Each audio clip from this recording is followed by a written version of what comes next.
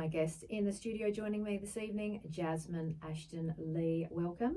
Thank you so much for having me. I'm so excited to be here. Yeah, it's good to have you here.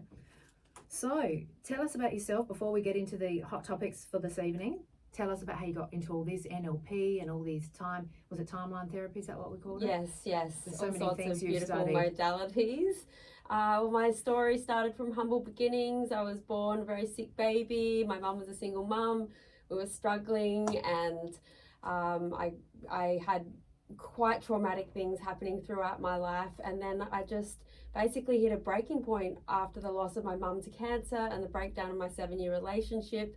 And so from that point I was stuck, and I wanted to create change in my life, and so I traveled the globe and learned from the world's best coaches, did all the programs and mentors, and did my own training to get to where I am and understand the underlying forces and science behind creating transformation at a really deep level. That's right, because a lot of it is subconscious, isn't it? So much. Subconscious. And we think, you hear people saying with PTSD, post-traumatic stress disorder, they think they're all right, but then it surfaces and, a sound might go off or a scent or something can trigger them, and they realise that their emotions are buried deep and that they have to address it and talk to someone, to a professional about it. That's right.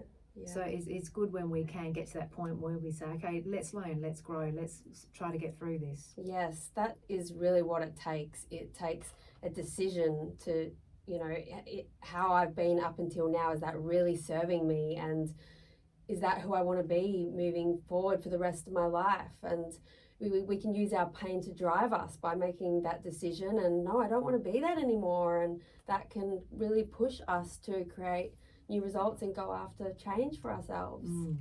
And it's really asking the question, isn't it? Because that can be sort of confronting for some of us too, to ask those hard questions, because I think we get in a rut or we get stuck or we think, oh no, this is just how I am.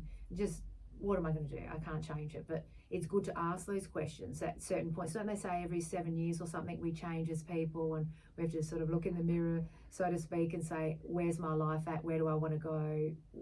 What can I change? What have I done good? Where am I going? About it, every 7 years we sort of change psychologically and mentally. Yeah, that's right. And we're so hard on ourselves. So we think as well in our mind associates more pain to going in and asking those difficult questions to ourselves.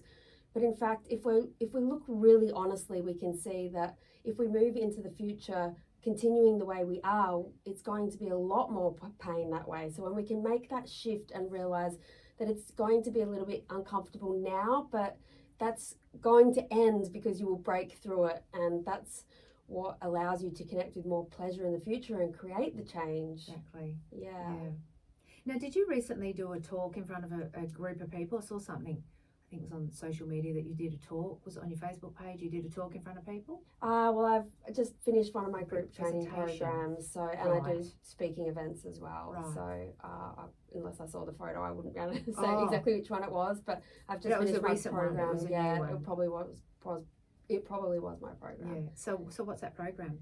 So that's my 6-week group training program. It's called Become Unstoppable, and it goes into all of these things, but in a really beautiful way, so that it's not confronting. Like, it's challenging at the start, but you move through like what the process we've just talked about, where you can actually finally be free from it and create something really different and beautiful for yourself.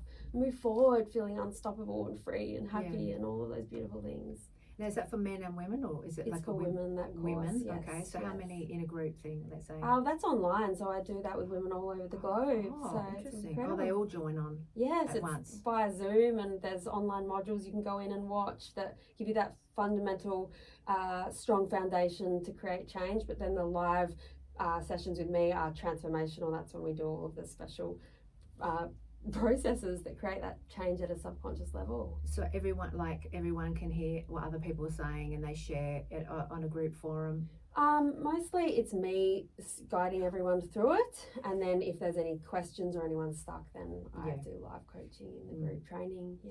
So what are some things that women have said to you over the years about their situation? What are some common themes that you notice amongst people? A lot of themes that I notice is sexual abuse, from especially with women and when they were younger, and I think one of the themes that I've really noticed throughout all of the women that I've worked with is that whatever your goals are, if it's to create more success in your life with your career or have better relationships or to create more health, that the underlying problem that stops all women is the same, and that is self-doubt, fear of failure, fear of success, some type of fear, and a lack of confidence. And when we can unravel the issues that you have and the goals that you have, it always comes down to those things, and often some low self-worth in there as well. Yeah, that's right. And I suppose that's what they always say is good to talk and share our pain. People need people. It's good to share, it's good to talk, and I think more people doing that now. We're in an age of sharing, aren't we? Information and social media. People say how they feel more these days. Like they never really did that when I was sort of at school or at uni. I don't remember anyone opening up about anything. Yeah, and it's a different way of life that we're moving into, in the sense that we're conditioned growing up to sit down and be quiet, and we're conditioned to not speak up, and there's a lot of shame around speaking up that a lot of us associate to speaking up or being vulnerable, but you really do set yourself free when you do speak up, and you're releasing it out of your body. So it's the way to create change that way, and to set yourself free. Because sort of emotions manifest in the body with illnesses too, doesn't it? Yes, 100%. You're carrying anger and hurt and sadness around, that's creating high cortisol levels in your body over and over, and that creates disease in the body. It's increasing acid levels. So when I say that the consequences of holding on to the problems, this is how it manifests over time in your health and how you feel and all of those things. And when we are constantly addicted to the rush, we don't realize subconsciously they're actually addicted to stress, because it's releasing that cortisol in the body, and it's like we always become like junkies to our emotions, because our body wants its next hit to create that rush of adrenaline, and we do become extremely addicted to it. So this kind of work of speaking up is also teaching your body to feel safe and to release and to calm, so that you can heal and create more energy in your body. Yeah, because you hear people saying that when things are sort of going well and smooth, that they feel a bit they're used to the stress. Like you said, they get addicted to that. What is it? The hormone, the stress hormone, cortisol. Yes. They get addicted to being, anxious, hypo, is it? I don't know. Yeah. They think that if they're always busy and stressed and things going on and problems to solve, that they're, achieving something. It's sitting in silence is stressful for them. Yeah, and we have 60, 70,000 thoughts a day, and often they're the same thoughts as yesterday. Is it that many? Yes. 60 to 70,000 a day. Yes, so we're thinking the same thoughts. And then, yeah, exactly. And our thoughts create emotions in our body, which our bodies are so addicted to those emotions, and then our body knows how to do that stress more than we do. It's so unconscious, but it's like this, I call it the thinking feeling loop. So we have these thoughts that create these emotions, and then the emotions create more negative thoughts, and that can either spiral downwards or it can spiral upwards in a positive way. You get to choose. So how do we change it? How do we change a negative sort of thought pattern just slowly? Let's say, if someone's used to, thinking negatively, well, what would they do to change it? Where do they start? That's a great question. So what we need to ask ourselves first is what a limiting belief is. And a limiting belief is a thought that we've had on repeat until we've believed it. Like it's a thought that we've had that we feel absolutely certain about. And the only reason we feel certain about it is because we've repeated it over and over and over again. Like what, for example? So it could be just a subconscious thought, might even be, I can't succeed, or I can't do that, or I'm not enough, or they've got this thing and I don't, or it's this thought process of focus. So what you're focusing on might be, if you haven't done any personal development, what don't I have? What's wrong here is a really common one. And we're looking at all of the negative things and not realizing it, and we need to be able to interrupt our thoughts. So one of the best ways that you can do that is by questioning your thoughts firstly, and asking ourselves, is that really true? And I often say our minds want to jump in and say, of course it's true, But if we really slow down our breathing, breathe into our hearts and ask ourselves, is that really the truth? Do I have all the information I need to know for sure that it's the truth? Maybe I've underestimated myself. And we can just interrupt ourselves by questioning the thoughts, like in the first spot. We can do that's a really beautiful way to interrupt ourselves. Another way is through meditation, because what you're doing then is closing down your eyes and you're basically starting to become aware of your thoughts. So then from that point, then you can write them down and you can start to realize, oh my gosh, look at all of these negative thoughts I didn't realize I had.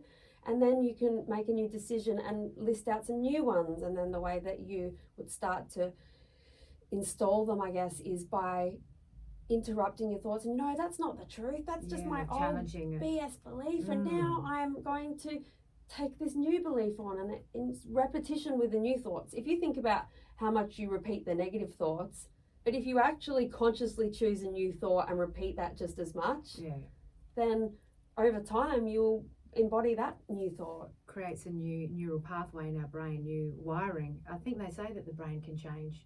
Like whatever our brain is today with all the wiring and neurons, you can improve it and increase it and become smarter through. That's why they say we should pick up new hobbies. So try something new, like, I don't know, pottery or go-kart racing, or pick up hobbies and learn and challenge our mind, do puzzles and things, Sudoku, and just keep learning. Because when we learn, it makes new neurons in the brain. That's right. And we have the reticular activating system in our brain, and that's basically what is considered under the confirmation bias. So once you believe something, once you've repeated that thought until you believe it and you feel certain about it, the brain starts to look for evidence with it. So it's like if you buy a new car and all of a sudden you see that car everywhere. So the same thing happens with thoughts though. When you interrupt your old thoughts, you create new thoughts, then your brain will start to look for evidence about that. But if you believe those old thoughts, you'll keep looking for evidence about why you're not enough or why you can't succeed. And so once we start to interrupt and create the new thoughts, it takes effort, but the reward is beautiful. And your brain will start to look for evidence as to why you're successful, why you are enough, why you can have what you want and what's beautiful. And it starts to create momentum over time to develop yourself in a really beautiful way. That's right. And look, as we were just to backtrack a little bit, as you were talking, like I was thinking there would be, like when people finally realise, okay, so let's say someone was saying for a decade or something, oh, I'm not good enough. Let's say they were saying to themselves that they can't get the job, that other people get the better job or more successful. When they change their thinking and then become more positive, there'd be grief in that too, to think, wow, they might think to themselves, I wasted 5-10 years of my life doing, like, not being productive. Like, if the productivity is 0 to 100, they were at like 17, let's say, and they could have been at 95. And there's that grief too, to think, well, I've wasted all this time. Yeah, and that is the kind of first thought that you would jump to when you have that. And yes, we do experience a grief sometimes in letting those old parts of us go and forgiving ourselves and the shame that often pops up.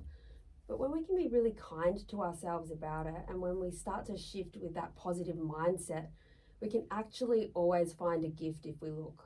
And I know that might sound challenging, but when you really look, there is always a gift, and you can be guided to this by looking at the positive, being kind with your own, with your language, with yourself, and actually looking, no matter how bad the situation was. I'll just give you a quick example. So after the loss of my mum, I was beating myself up, and then I almost wore my grief like a badge of honor, of like, this is my pain and I'll never release it.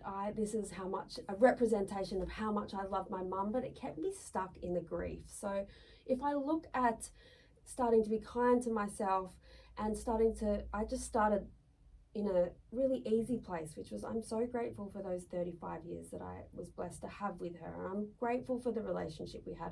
And it's just that starting off with that focus on the positivity, and then from that point, moving through, you start to just be able to be kind with yourself and look for the gift. And so instead of beating myself up about the fact that I thought that I could have done more for her, I started to actually just see it for the blessing it was. And of course I wished that she could have lived longer, but it made me so strong in who I am to be able to push through. I nursed her through her death myself, and to do all of that and to look back now, I'm just like, wow, that has made me the woman I am today, to be able to hold her like that and to do everything that I did.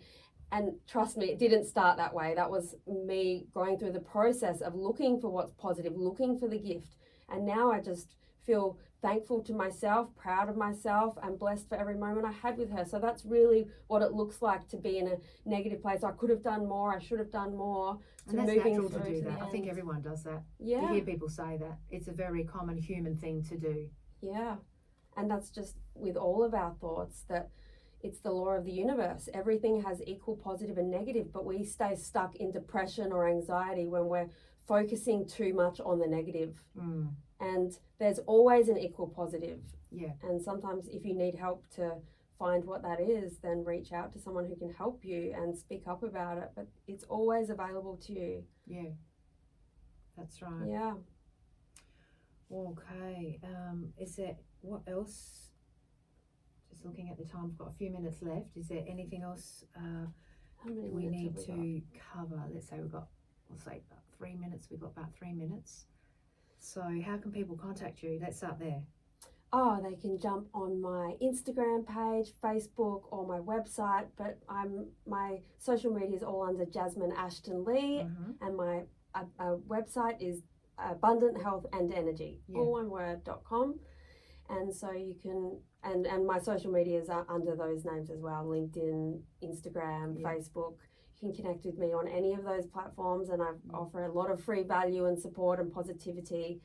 And so I guess the thing that, if anyone is listening that it is stuck, that this is really about making a new decision for yourself, because when you make the new decision and create something different for your life, it will all be worth it. And you may be scared, but the reward for you is going to be so beneficial. And just being kind with how you speak to yourself, and creating a new identity for yourself, a new story, instead of beating the drum of that old story, and know that you can really create anything you want for yourself, and take massive uncomfortable action to break through, and set yourself up with a beautiful support group around you, people that can lift you up and guide you through these processes. And also these days, everything's moving towards people who have experienced what you have. Like, find someone who has been through what you've been through, but has found the other side, so they can create a bridge for you, I should say, from where you are to where you want to be. And then they can guide you through it, and they know exactly what has to happen, and you'll save yourself time and heartache that doesn't need to happen. And it's also that sharing too. There's a lot of groups out there, people catching up with similar interests or similar life stories, and just getting together as a group. People sharing their story and making friends. Yeah. Lots of different groups. I definitely recommend finding people as well that have broken through it, because they're going to lift you up as well, because we want to break the patterns as well. So it's very important to speak up and share. And also at the same time, it's important to have someone who will interrupt, because sometimes if we keep repeating the story of beating the drum of the old story, we can actually reinforce those neural pathways even more. So we want to interrupt them and have someone who will lift us up and call us to a higher part of ourselves. I'm sorry to be a cynic, but I know they're out there, but I will. It's not me saying it, but I know people say there's not many positive people out there. Everyone's negative, whether it's their family or friends. Not everyone, but you hear people saying that when they're talking to different people, it's just human nature. I think a lot of people go to the negative, but it would be great to have those friends that uplift you and push you through it. But what do they say? You can count your friends on one hand, the genuine ones that really, really want to lift you up. Yeah. And they're out there. I'm not saying they're not. Yeah. But I think as far as you just have to find them. Yeah. And I think as far as this is concerned, it's also a good idea to have your friends, your close friends that you can trust, but also having people that are into the personal development. Coaches, mentors. That's right. That, so that you can separate them, because friends are for connecting, but you need a place where you can share safely with people that will lift you up as well. And you can also do that through books and other things, and podcasts. Lots of podcasts out there now, but following and sharing with people that are really in the industry That's that can right. really give you the right tools and techniques, because there's so many people out there now speaking positivity, and often they actually haven't walked through it themselves, or they haven't achieved proven system that works to break through these kind of problems. Yeah. Jasmine, thank you for coming in. Thank you for sharing your passion. I can feel your passion and your good energy. Thank you so much for Thank having you for me. sharing It's with been us. my honour to be here. Thank you. Thank you.